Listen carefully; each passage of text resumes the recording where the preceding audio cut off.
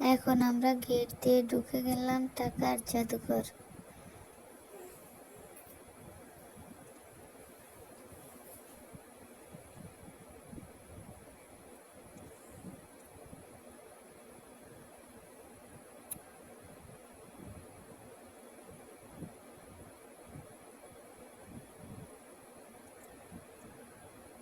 এখানে ভিতরে অনেক রকমের টাকা আছে, বিদেশি অনেক রকমের মুদ্রা আছে, অনেক আগের অনেক ধরনের টাকা আছে।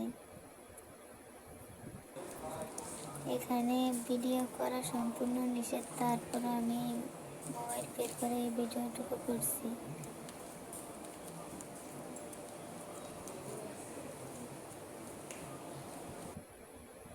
এই যে এখানে স্বর্ণের টাকা, এগুলো হলো স্বর্ণের মুদ্রা।